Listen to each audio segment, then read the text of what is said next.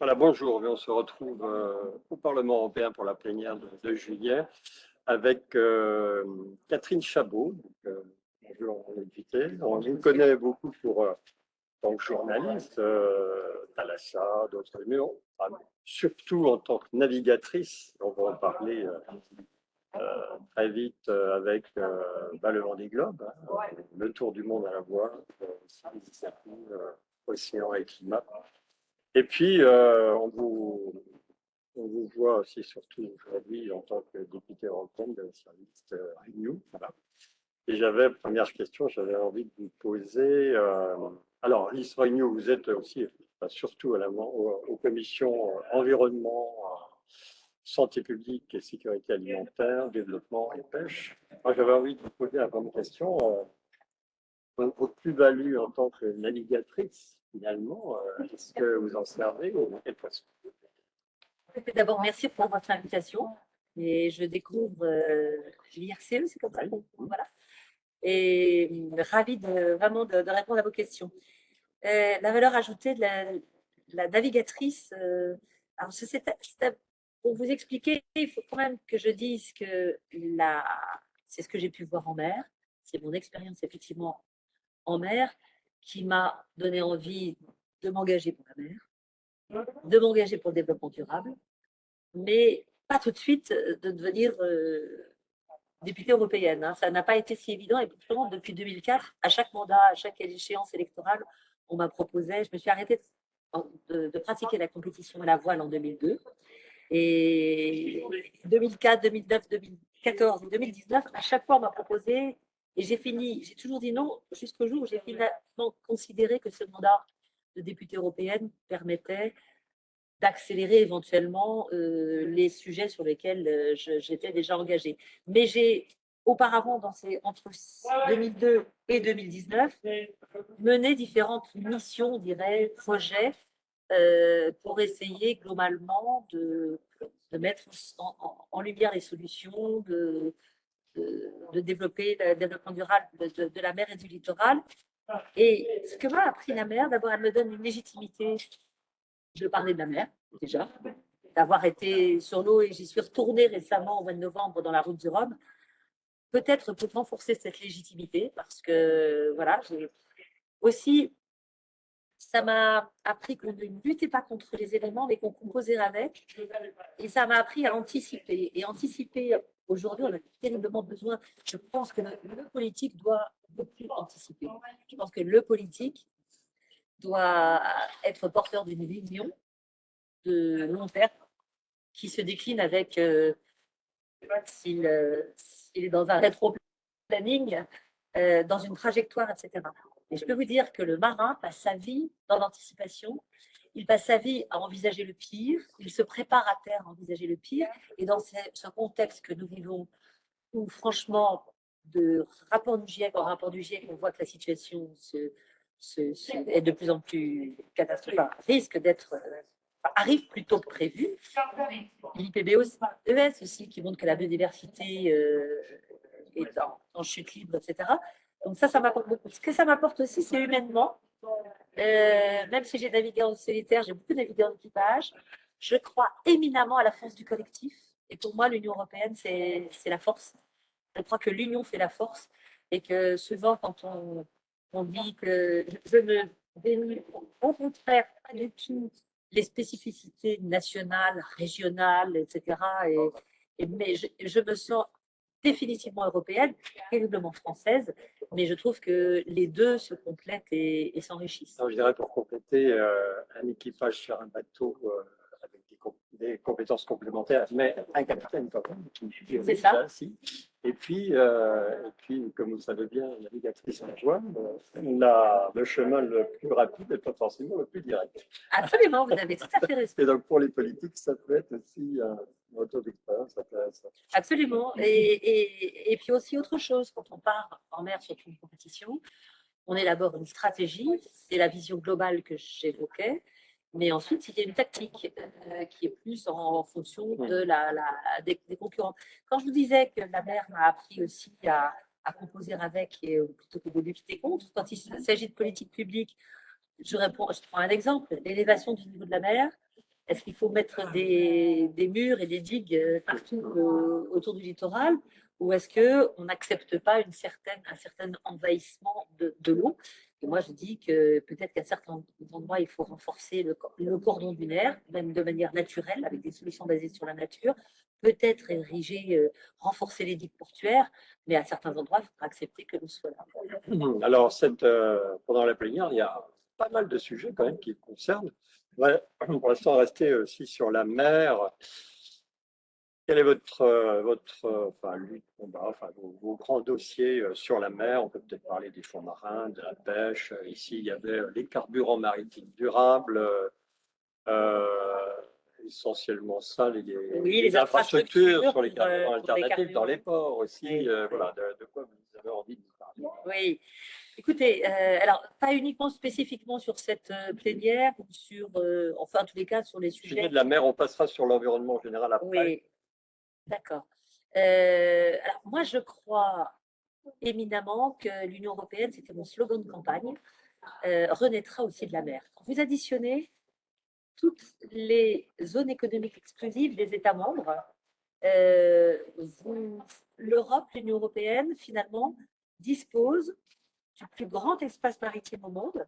Alors, si on regarde que les États, c'est les États-Unis qui sont le premier espace maritime, avec à peu près 12 millions de kilomètres carrés. La France, derrière, grâce à nos outre-mer, 11 millions de kilomètres carrés. Les ultramarins.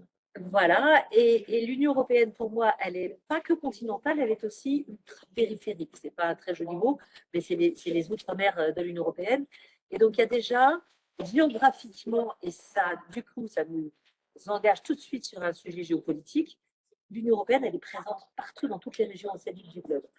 Donc, ensuite, la mer est l'avenir de la Terre. Là, dans un sujet sur nature, la loi sur la restauration de la nature, pour moi, c'est un enjeu majeur de restaurer les écosystèmes marins et côtiers. J'ai abondamment, enfin, j'ai amendé dans ce sens-là. J'essaie depuis le début de mon mandat de faire comprendre la nécessité de régénérer ces écosystèmes. Et je crois, et ça c'est un point de ma position centriste essentiel, qu'il y a un bénéfice économique. J'ai toujours pensé qu'il y avait un bénéfice économique aux solutions écologiques. C'est un peu mon...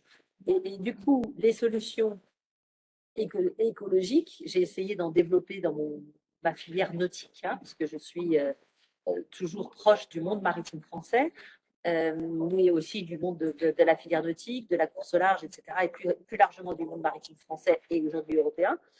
Je suis absolument persuadée que de s'engager dans des solutions, c'est pertinent d'un point de vue environnemental, et c'est bon pour tous les acteurs, toutes les activités, y compris à commencer par les pêcheurs, mais aussi le tourisme, parce que la mer, la moitié du chiffre d'affaires lié à la mer, c'est le tourisme. Mais, etc. Alors, par exemple, là, sur les carburants alternatifs, là, j'ai apporté cette vision de la pertinence économique à une solution écologique, qui est non seulement de passer à des carburants alternatifs, mais comme on aura du mal à trouver des carburants alternatifs pour tout le monde, il faut remettre des voiles sur les bateaux.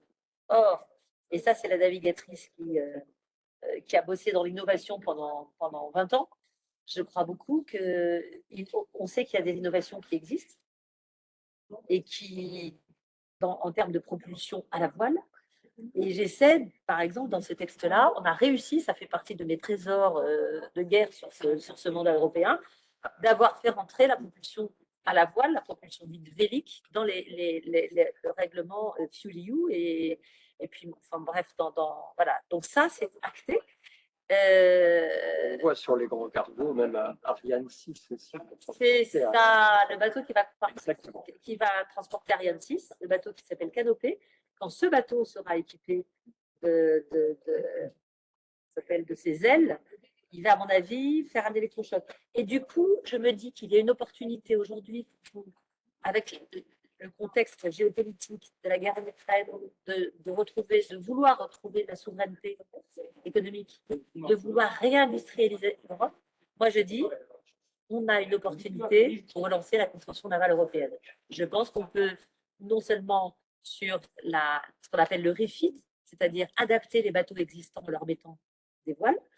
Donc, à 30% à peu près. C'est ça. Vous connaissez le sujet. Oui. On a vu la maquette au Salon Euromaritime de Fatsuite et ils l'ont même présenté au Salon du Bourget. Écoutez, ça me fait plaisir parce que Émilie vous dirait que, et c'est Agathe dans mon équipe aussi qui suit ce sujet-là, c'est vraiment ce que j'essaie, j'évoque systématiquement dans le bateau Canopée. Et du coup, quand on regarde Canopée, c'est un projet qui a été totalement, finalement, c'est un projet de coopération européenne, mais qui s'est fait à marche forcée. Parce que Ariane Group, le donneur d'ordre, a exigé que le bateau soit construit en Europe. Mais Zéphiré Boré, qui est le bureau d'études qui a conçu le bateau, vient d'essayer de trouver des chantiers dans l'Union européenne pour construire 10 nouveaux navires. Il a gagné un appel d'offres. Il n'a pas trouvé. Ah oui. Carnet de commandes complet chez les chantiers de l'Atlantique. Et s'il y avait eu la volonté politique que ces bateaux soient construits dans l'Union, on relançait un chantier allemand ou on les construisait en Pologne. Et le problème qu'on a, c'est que. Oui, on parle de décolonnement. Ben, nous, on connaît bien le dossier de la défense, de l'aéronautique, de l'autre. Ben oui, dans le domaine marin, de la défense aussi, entre Naval Group, Fincantieri et les autres.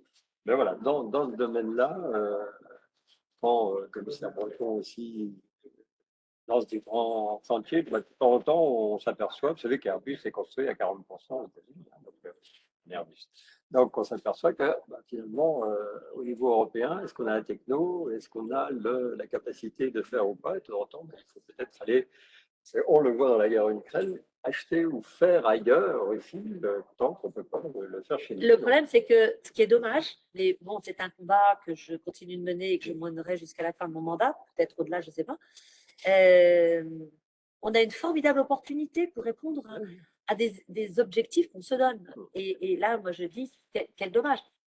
D'autant que si les bateaux sont construits en Corée, puisque la commande est passée en Corée, il va falloir même exporter, enfin, ouvrir des usines pour fabriquer ces ailes là-bas. Les refits, ça va se faire là-bas, enfin, en Asie, etc. Donc ça, c'est un des gros sujets, oui. Peut-être que les ailes, on peut les faire ici, en Corée, si vous... Eh bien, en fin de compte, la problématique, les ailes, pour l'instant, sont construites ici. Mais si tous les bateaux sont construits là-bas, ce que m'expliquait l'architecte, c'est qu'il va pas falloir, on va pas pouvoir exporter les ailes pour les installer là-bas. Et on va pas faire venir les bateaux à vide pour équiper les ailes. Donc, c'est un véritable enjeu. Et j'espère avoir convaincu le commissaire Breton. Voilà, ça fait partie de mes sujets. Si on revient sur la restauration de la nature, alors moi, j'ai un gros, globalement sur tous ces sujets, j'essaie de pousser l'Union européenne à avoir une approche beaucoup plus intégrée. Parce que la nature, vous en avez dans les ports aussi. Vous en avez. Et le vote sera demain, hein, ça va être un énorme sujet. Je ne vous cache pas que, bon, moi, j'espère déjà que qu'on va voter un texte.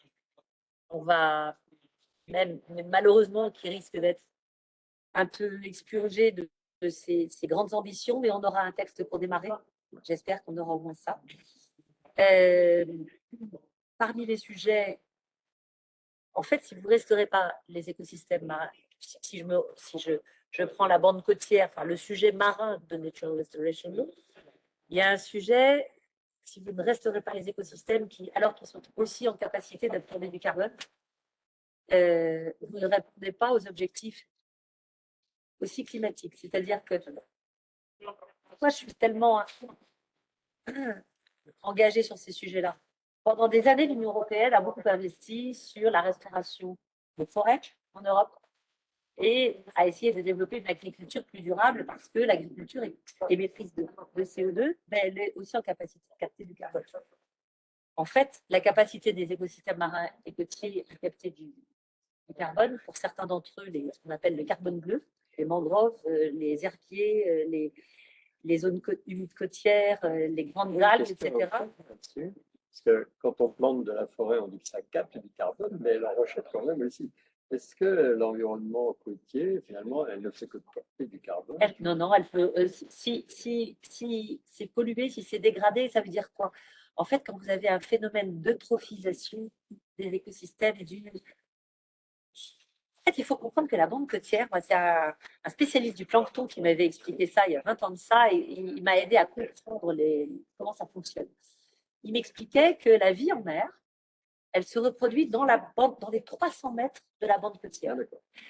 Et la bande côtière, comme vous avez tous les estuaires qui charrient les limons et tout ce que les fleuves apportent, ce que la terre apporte, et notamment les sels minéraux, ce qui fait que l'eau de mer est salée, c'est à cause des sels minéraux.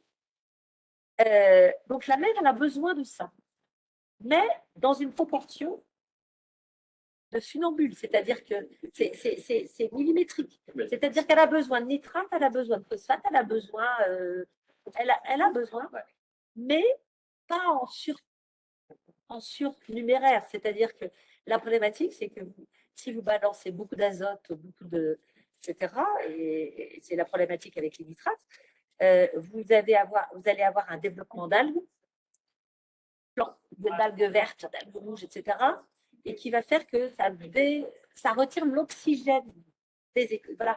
Et du coup, vous allez émettre plutôt du méthane, éventuellement, éventuellement du CO2, dans le sud-ouest, il y avait des pêcheurs qui ne pouvaient même plus aller dans l'eau, d'ailleurs. La problématique des pollutions, soit qui viennent de l'agriculture, mais aussi des médicaments que nous absorbons, tous les produits phytosanitaires contribuent à... Vous trouvez qu'on avance suffisamment ou pas dans ce domaine-là? Parce qu'on dit toujours, quand on progresse, il y a smart, c'est mesurable, réalisable, accessible, réalisable, déterminé en temps. Donc, est-ce qu'on avance suffisamment ou pas? Alors, à l'instant T, bien sûr, je vais vous dire non, on ne va pas assez vite. C'est évident, on ne va pas assez vite. Quand je regarde dans le rétroviseur, je dis, on a fait des pas de géant en 20 ans, mais qu'est-ce que c'est long d'arriver à convaincre, d'arriver à lever les peurs, d'arriver à faire comprendre qu'il y a un bénéfice économique. Et c'est pour ça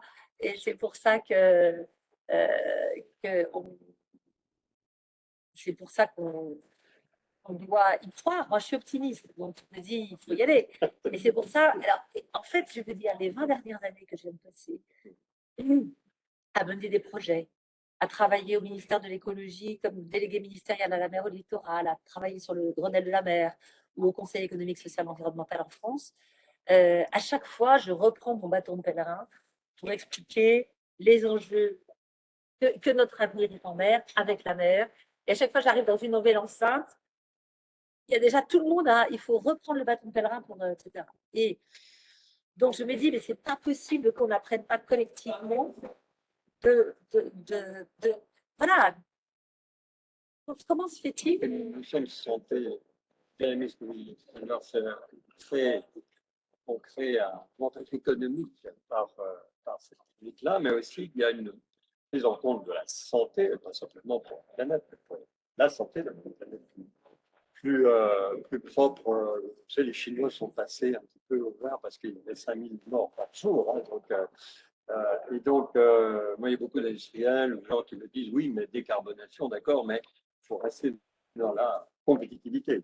Il faut rester cette cohérence pour entraîner l'industrie et que l'industrie aussi fasse des progrès, que ça soit auto-alimenté pour aller devant. Ouais, mais moi, j'ai rien du tout contre le fait qu'il faille être compétitif. Hein. C'est pas moi la navigatrice qui fait de la course au large qui nierait la nécessité de compétition, parce qu'en fait, la compétition, il faut la voir comme un moteur de l'innovation, un moteur des solutions, etc. Mais il y a des compétitivités qui sont pour arriver. Alors, il y a deux sujets.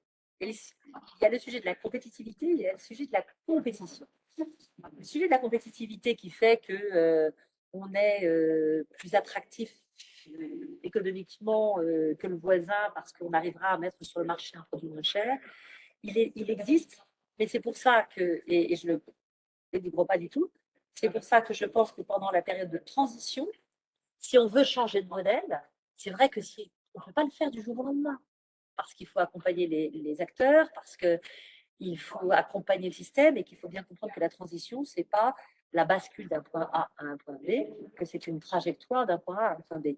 Mais une fois qu'on a dit ça, chacun doit prendre sa part.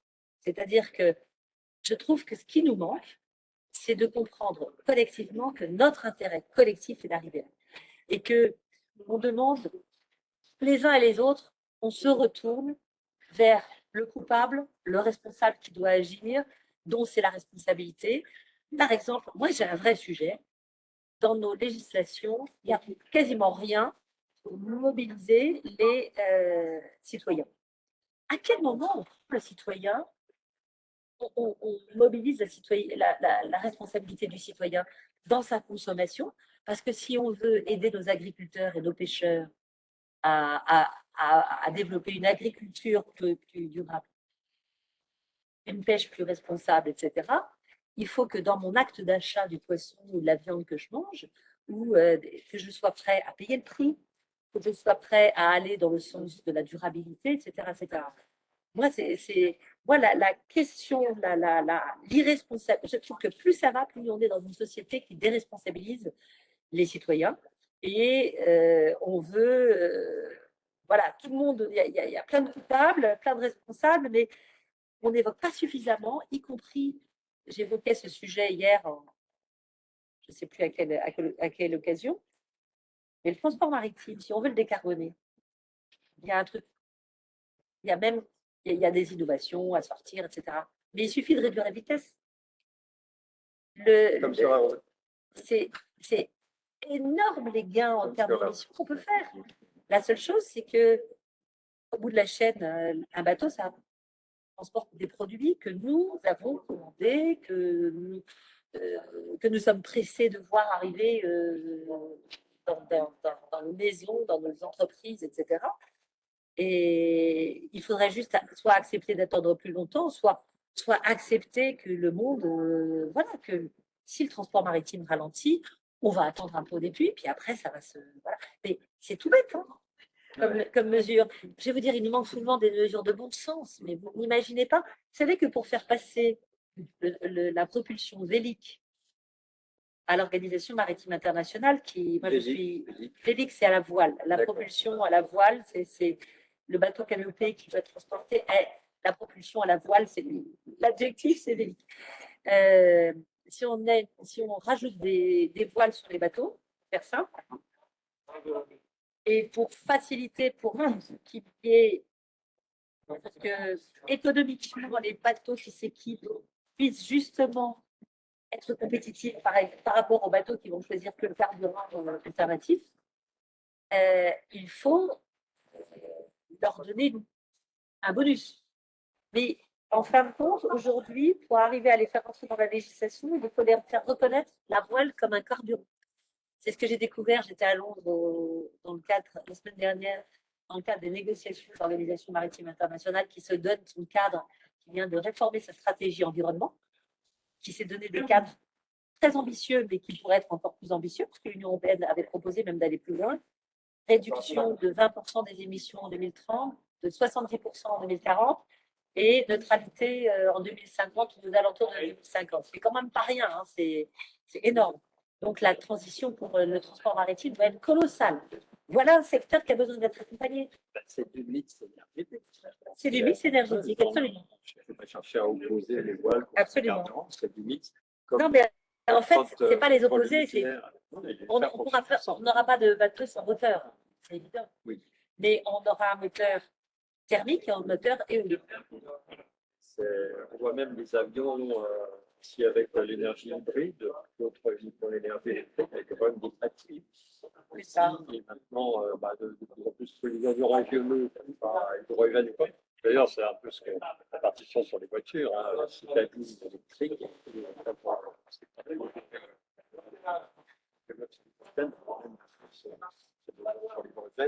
Je voudrais dire, pardonnez-moi, je voudrais rajouter un mot sur le sujet compétitivité, de compétition, etc. Moi, ce qui me frappe ici, c'est que, par exemple, sur ces sujets-là, les acteurs regardent plus se font presque plus concurrence à l'intérieur de l'Union qu'à l'extérieur. Et pour moi, il y a un vrai sujet. On veut de la souveraineté économique en Europe ou pas? On veut réindustrialiser ou pas? À ce moment-là, ça veut dire que CMA-CGM doit coopérer avec Merck tout en restant compétiteur. Il n'y a pas de souci. La compétitivité a souvent du bon. Mais elle a du bon, mais sur certains sujets, il faut dire, est-ce que collectivement, on ne pourrait pas soutenir la construction de ces navires dans l'Union européenne? Et ça favoriserait l'émergence de projets, d'abord de petits projets, et c'est les petits projets qui vous permettent de tester les innovations, de dérisquer et de passer à l'échelle supérieure. Mais ça, je vais vous dire, j'ai vraiment c'est mon leitmotiv et j'ai l'impression que bon, ça va finir par rentrer. Petit à petit, mais il faut de temps en temps l'élément qui anime les planètes. La planète CGM, c'est GHM. C'est GA, GM. Exactement. CMA, faites CMA, CGM.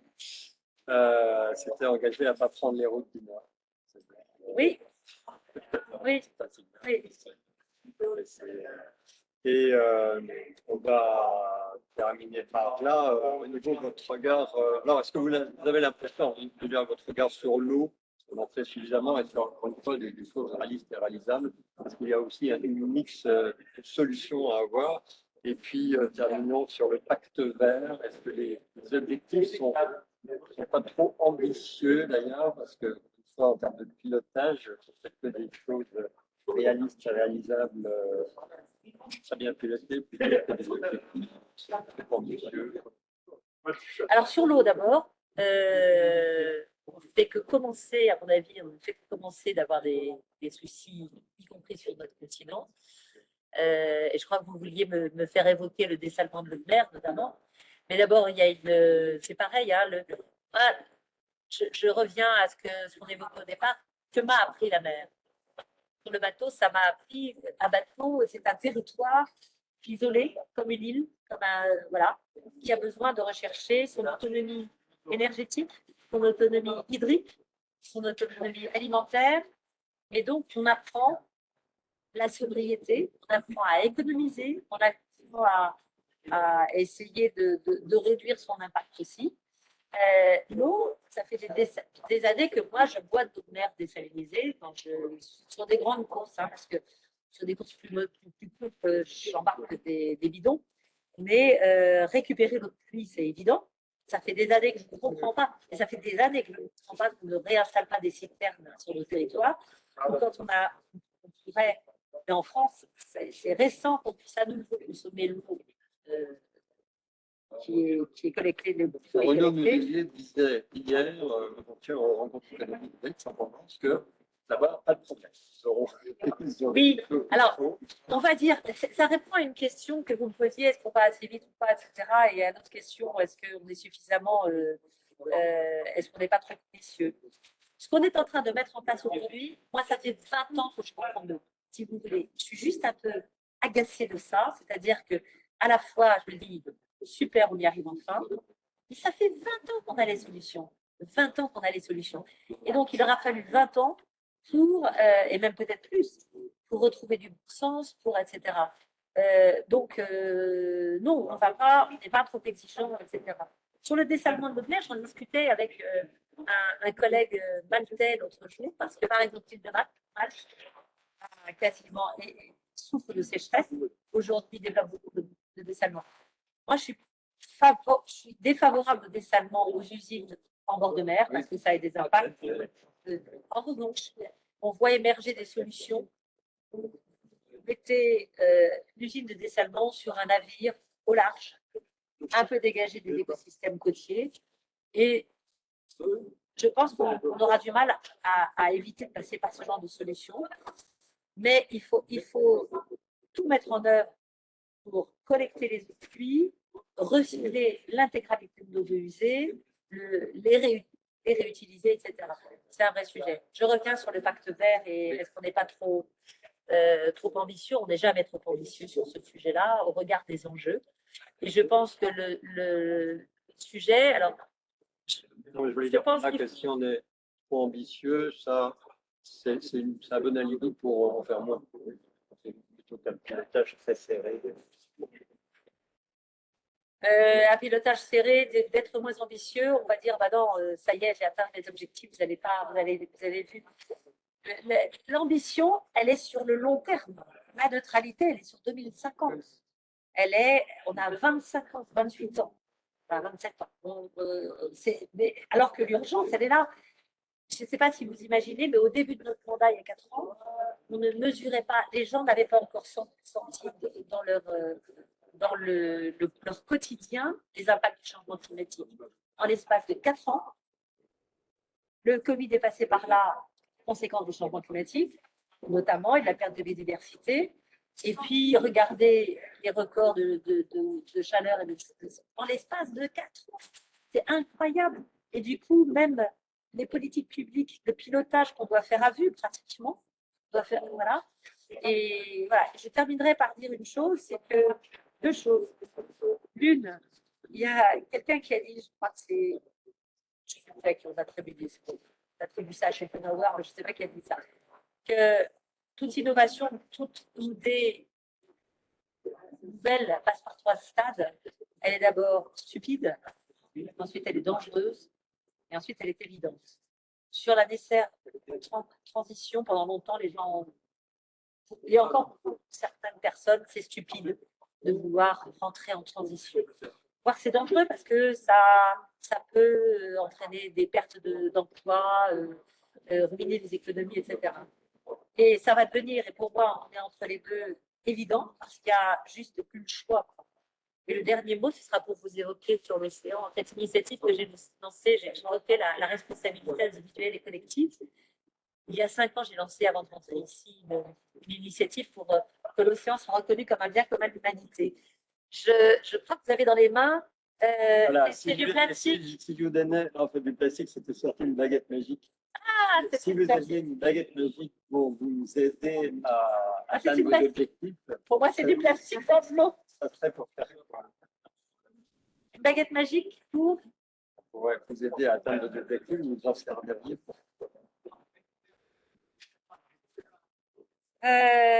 changer les mentalités, pour maritimiser les esprits. Voilà. Tout le monde comprend que c'est un sujet majeur, que c'est un sujet bénéfique pour l'avenir de l'Europe, pour l'avenir de l'humanité, que l'océan est notre bien commun à tous un chacun, et que du coup, on n'a pas d'autre choix de coopérer, et que les gens comprennent que c'est même un enjeu de paix. Parce que c'est assez étonnant de voir qu'au niveau international, on n'a pas parlé des grandes négociations internationales, mais aujourd'hui, elles aboutissent parce que les États partis se rendent compte que si collectivement on ne décide pas de sauver l'océan, eh bien, on est tous concernés, aussi bien les Chinois, les Indiens, les Américains, les Sud-Américains. Donc, vous voyez, moi, absolument. Vous voyez, moi je vois du plastique aussi, ça c'est un sujet qu'on n'a pas évoqué, mais voilà, le sujet des plastiques, de la pollution plastique est un des gros sujets que... Oui, mais c'est bon, un peu du verre aussi. Mais elle est magnifique, votre baguette magique. En verre, et donc elle peut être cassable aussi. En tout cas, merci beaucoup. Merci à vous. Pour cet échange. Et puis donc à bientôt pour de nouvelles paroles de parlementaires. Salut à l'IRCE alors.